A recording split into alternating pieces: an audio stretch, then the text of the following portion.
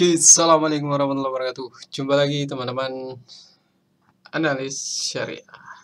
Jadi pada kesempatan kali ini kita akan membahas kembali terkait soal update saham WiFi. Karena pencarian saham WiFi ini masih masuk dalam 10 pencarian terbesar. Dan kita update kembali terkait soal sahamnya. Yang baru bergabung jangan lupa subscribe dan share video ini ke berbagai sosial media. Oke, kita masuk ke PT Solusi Energi Digital Tbk. Jadi teman-teman bisa dilihat bahwa harga terbaru saat ini adalah Rp2.020 per saham. Nah, kita lihat grafiknya saat ini. Jadi seringkali buat teman-teman mungkin yang lagi masuk di saham-saham yang sudah tidak berada di dalam posisi sideways di level sebelumnya, yaitu di harga 400-an lah atau 300-an, dan sekarang sudah ada di harga 2000, apakah masih layak untuk membeli saham ini? Nah, kita lihat ya. Jadi pergerakan harga sahamnya seperti ini. Jadi dari 400-an naik menjadi 2000-an, itu masih murah atau mahal. Nah, coba kita lihat dari sini teman-teman. Nah, Solusi Energi Digital Tbk. Kita lihat laporan keuangannya dulu. Jadi kenapa saham ini naik? Jadi bisa dilihat, jadi alasan kenaikannya ini cukup jelas. Bisa dilihat dari kuartal 3 2023 sampai kuartal 1 2025.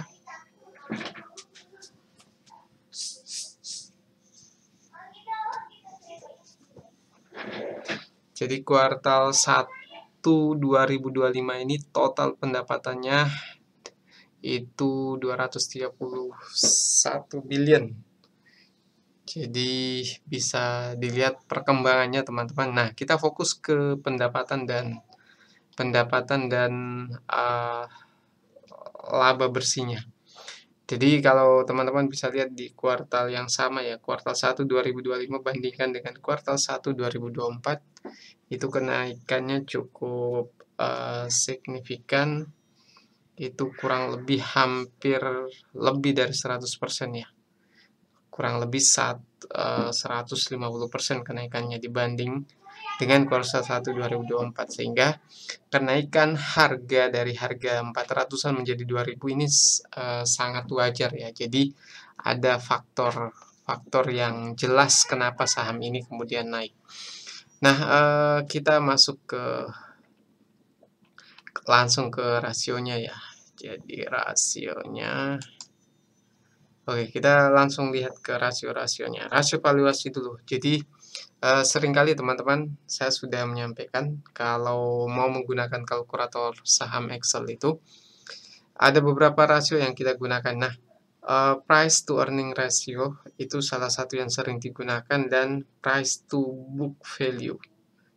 Price to book ratio. Nah, kalau kita lihat price to earning ratio-nya dari 8 di 2023 kuartal 2 menjadi 16 kali. Nah, sebenarnya ini kalau kita secara histori ini naik cukup signifikan dan bisa dikatakan mahal. Tapi itu kembali lagi kita lihat dengan rasio yang lainnya. Nah, rasio dengan harga dengan price to earning ratio 16 kali itu tidak bisa kita katakan murah dan juga mahal. Kalau teman-teman mau tanya, Lo Keng Hong selalu mencari pair yang di bawah 10 kali. Kalau murni value investor.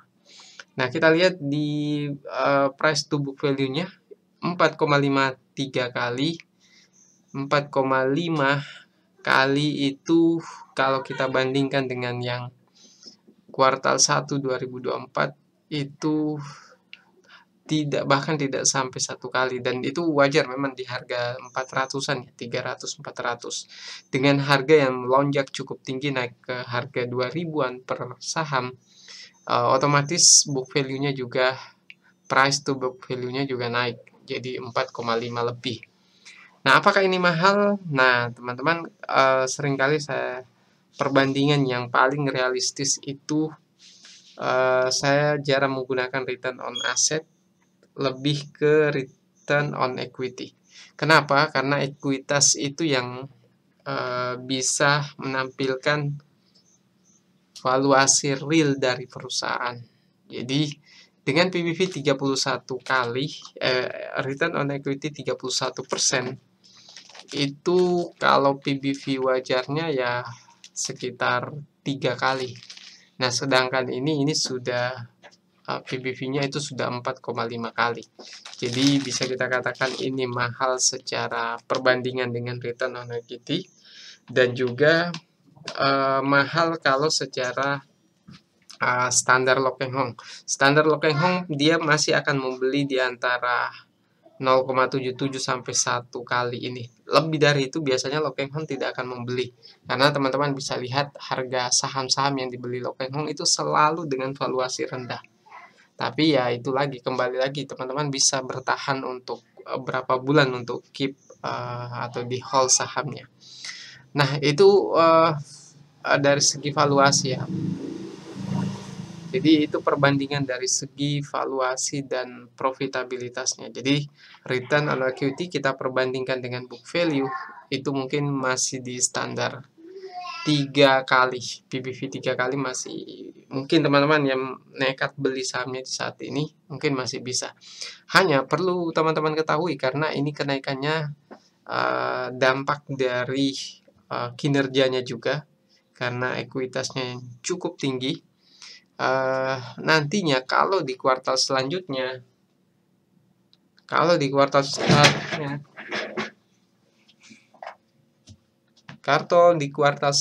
sahamnya ini